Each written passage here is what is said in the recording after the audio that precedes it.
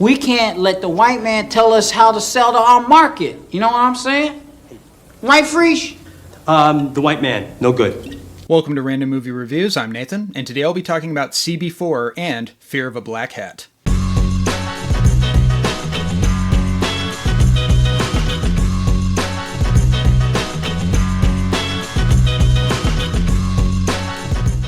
So a few months ago, I did a video talking about the Finnish heavy metal comedy Heavy Trip. I talk about that video and my love for that particular genre of music, and today I'm going to be doing something a little bit similar. As much as I love metal music and punk music and a lot of that stuff, I'm also a massive hip-hop fan. Hence why I have these two iconic 90s records displayed on my left here, and I'm also a massive fan of the film Spinal Tap, which is a movie that I would probably put in my top 5 favorite comedies of all time. I absolutely love it, and it is without a doubt one of the most influential comedy films ever made, specifically in the mockumentary genre. Now, Spinal Tap wasn't the first mockumentary film. There were films that came out before. It predated Spinal Tap with that style of filmmaking, but Spinal Tap was hands down the most influential film, the biggest one, the most popular, most referenced. And when you think of like some of the more popular comedic shows that have come out using a similar style, like Reno 911, The Office, Parks and Rec, Modern Family, all using that mockumentary style, I mean, I think all of those shows owe a lot to Spinal Tap. But I always wondered, how come the Spinal Tap formula hasn't been used more in terms of commenting or satirizing, kind of slightly poking fun at other musical genres? I feel like it's something that should have been done more. But when it comes to hip-hop in particular, there is not one, but there are two movies that were inspired by Spinal Tap. The idea of, let's kind of take the Spinal Tap formula, but center it around hip-hop, specifically that of gangster rap music. And what's funny is that both of the films I'll be talking about today are not only mockumentaries. Well, one is more mockumentary than the other one. We'll get into that. But they're both Spinal Tap influenced films that talk about gangster rap. They both particularly satirize the iconic hip-hop group NWA. Straight out of Compton, crazy motherfucker named Ice Cube. Straight out of Low Cash, a crazy motherfucker named Gusto. Fuck the police. Fuck the police. Fuck the security guard.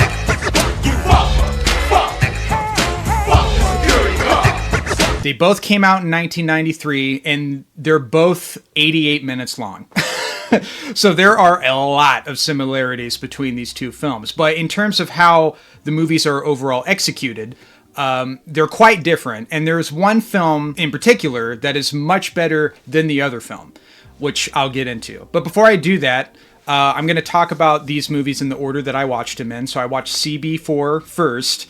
So I'll be talking about that film first, then I'll get into Fear of a Black Hat. So CB4, starring Chris Rock, centers around the fictional hip-hop group Cell Block 4, featuring MC Gusto, Dead Mike, and Stab Master Arson. The premise of the film is based around Chris Rock's character MC Gusto, whose real name is Albert Brown, is a middle-class hip-hop fan who is looking to make a hip-hop crew with his friends and become successful at it. The problem is that they don't come from the hood, and they have to create a persona in order to get street cred, if you will. And so Albert decides to base his alter ego, MC Gusto, on Charlie Murphy's character in this film, who's known as Gusto, who is an actual gangster that runs a club and is altogether a bad, scumbaggy guy, but he's got the hardcore gangster persona.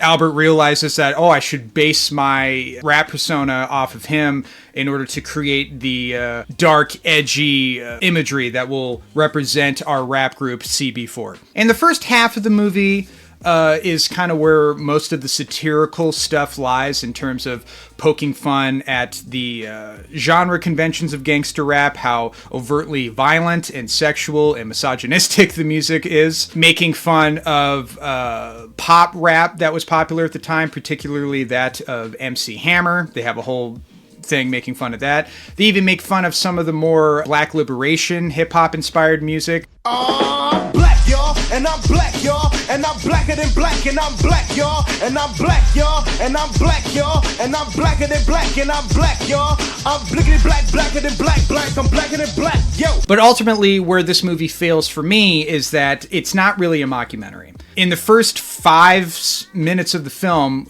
we have Chris Elliott, who plays this director who's wanting to make a documentary on CB4 and how they became popular in hip-hop.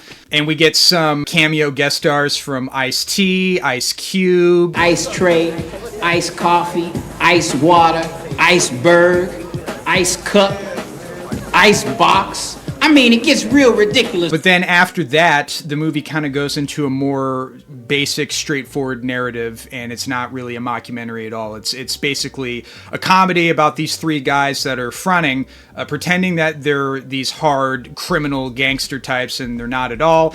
And they end up getting in trouble when Gusto, played by Charlie Murphy, and if you don't know Charlie Murphy, I feel sorry for you. You must have not watched Chappelle's Show growing up as a kid like I did. He's amazing. He's the best part about this movie. He's an amazing character.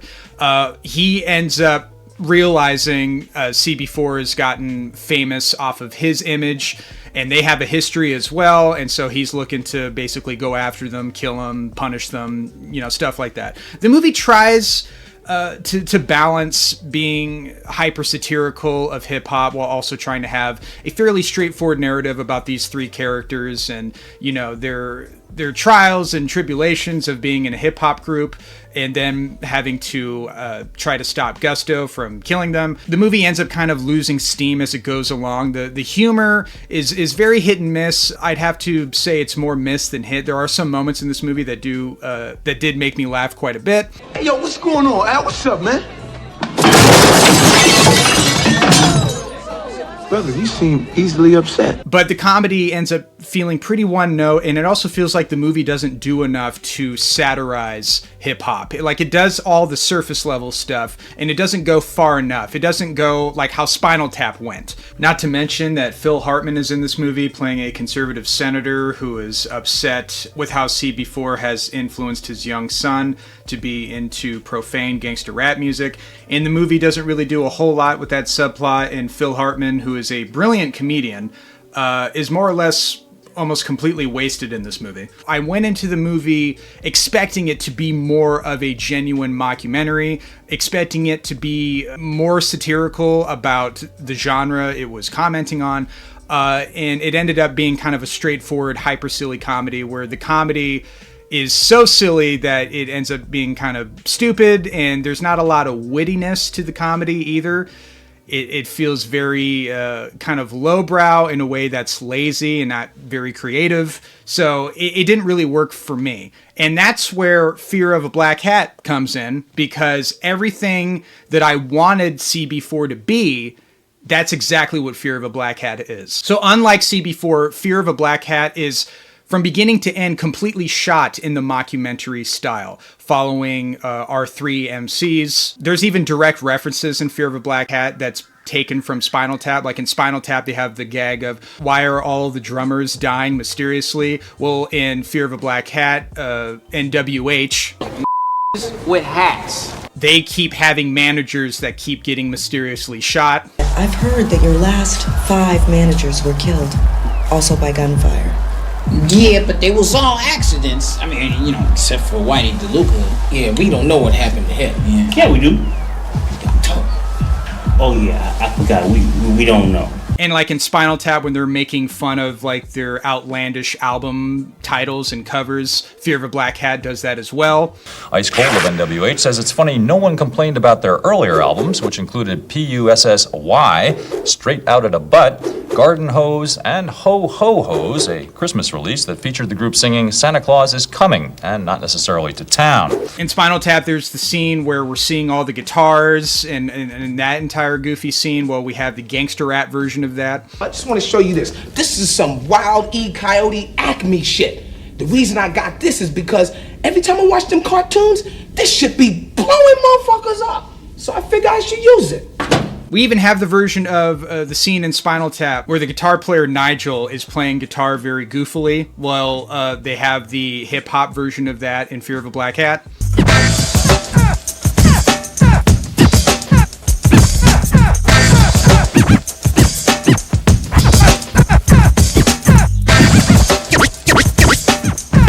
And ultimately, Fear of a Black Hat goes way further with its satire. That is, it feels so much funnier and wittier than anything in Cell Block 4. So the hip-hop group NWH, the members are Ice Cold, Tasty Taste, and Tone Deaf. Similar to that of CB4, this is a trio hip-hop group that is specifically riffing on NWA. And the movie delivers on its promise of being hip-hop's version of Spinal Tap. Like I mentioned, it has similar gags to that of Spinal Tap, but it's all done with the 90s gangster hip-hop twist. One of the other things that I really loved about watching this movie, I will say right off the bat that if you are into hip-hop and you're knowledgeable about the genre and you particularly like 90s hip-hop like I do, you're gonna catch a lot of fun references in this movie that make it that much more enjoyable. I don't think you have to be super familiar with hip-hop in order to enjoy Fear of a Black Hat. I think a lot of it is so pop culturally relevant that you'll be able to catch most of it even if you're not super into hip-hop. But if you are super into it, you're gonna see a lot more Easter eggs that are just a ton of fun. For example, there's a whole section where the DJ Tone Deaf, after the group decides to go solo, he's kind of making fun of the hippie side of hip-hop in the 90s with groups like A Tribe Called Quest and De La Soul and Brand Nubian, stuff like that. That scene is absolutely hilarious. Just a human being. When I do, is my shit not brown? It's a universal thing, we all flush it down. When you wipe, do you look at the tissue? Most folks do, it ain't even an issue. Tasty Taste and Ice Cold end up having a beef over a girl, which is very similar to that of what happened in Spinal Tap. They're kind of the Yoko Ono factor, if you will, but this is the hip-hop version of that. Tasty Taste decides to make a diss track going against Ice Cold in the style of LL Cool J's Mama Said Knock You Out. Pack, stack, tracks that ain't ever whack. And I jack, sucker, step to the back. It's not a game when the beat attacks you. So weak, I could just bitch slap you. I'm gonna kick your black ass. He's gonna kick your black ass. I'm gonna kick your black ass. Pretty says kick your black ass. And Ice Cold ends up doing kind of the MC Hammer thing, which was done in CB4, but I think is even funnier in Fear of a Black Hat. In terms of like a movie taking another formula and putting its own unique twist on it, Fear of a Black Hat does it brilliantly. It's exactly what you would want from a 90s style hip-hop mockumentary. And on top of that, we actually like these three characters, and the movie has better character moments with these three guys, showing them, you know, how they're arguing later on in the movie with the whole girlfriend kind of situation that goes on, which ends in a hilarious, like, Reservoir Dogs style standoff. It has the same plot structure as Spinal Tap. Is like we see these guys, we see them get to their height of their popularity, we see them start to fall off, we see them, you know, break up, and then at the end of the movie they reunite back together. I think if there's one thing that I could criticize Fear of a Black Hat for is that it's maybe too similar to that of Spinal Tap. Like it takes almost too much from that movie. But at the end of the day, that doesn't even really bother me, because as much as I love Spinal Tap, I love this era of hip hop in particular, and seeing a movie that riffs on all of the elements that were controversial at that time, with, like, you know, the violence, the depiction of guns, the misogyny. I mean, everything that you could make fun of or satirize gangster rap for, Fear of a Black Hat does. And it does so in a way that is genuinely very, very funny. I really, really enjoyed this movie. I think it's a lot better than CB4 in my opinion. But for the people who are familiar with both of these movies, I would love to hear your thoughts. Which film do you think is better? Why do you think that is? Mention it in the comments below. But yeah, I just thought these movies, both of them have their moments. I think they're both worth watching. They're both fairly underrated, but Fear of a Black Hat is definitely the better movie in my opinion. So yeah, that's my thoughts on those films. Please leave a comment about what you think about these movies or some other underrated movies that are done in the mockumentary style. I would love to hear your suggestions. And as always, thank you guys for watching.